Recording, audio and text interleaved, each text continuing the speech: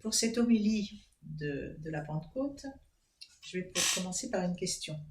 C'est toujours intéressant de se poser des questions pour avancer.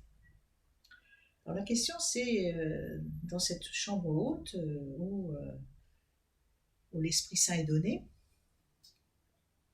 combien il y a de gens? Combien il y avait de gens?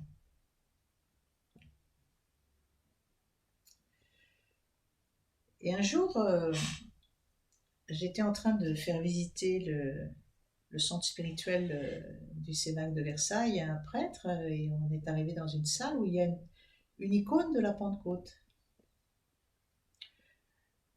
Et ce prêtre est resté étonné devant cette peinture.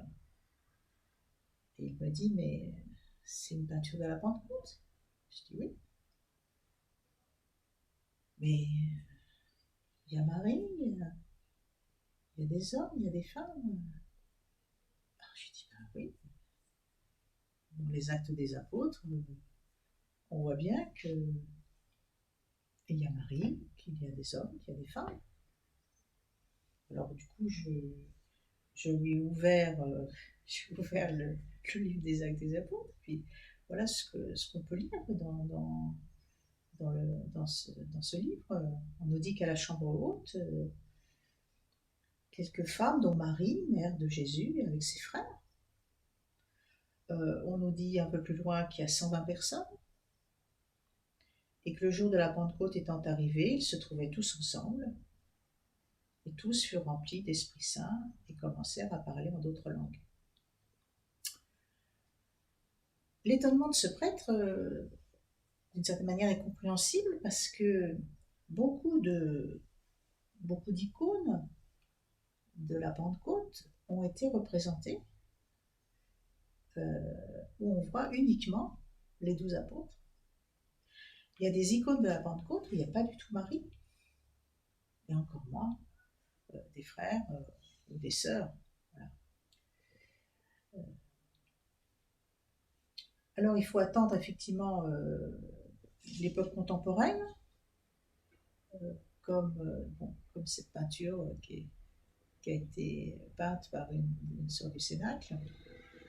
Il y en a d'autres, pour voir une Pentecôte avec plein de gens, pas seulement les apôtres.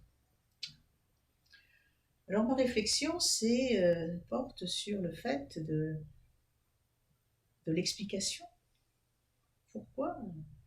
Pourquoi des représentations picturales peuvent être si différentes? Alors je pense que une représentation picturale sert une ecclésiologie. Voilà.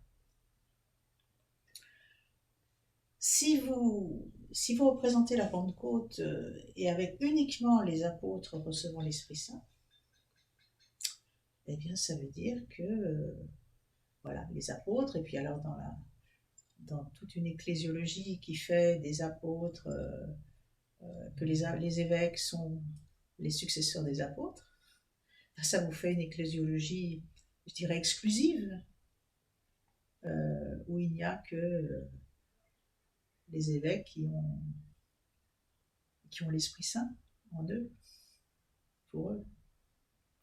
Par contre, si vous faites une représentation picturale, une icône, avec des baptisés, hommes et femmes, qui reçoivent l'Esprit Saint, là vous avez une ecclésiologie inclusive, où tous sont, on va dire, pneumatophores, porteurs de l'Esprit Saint.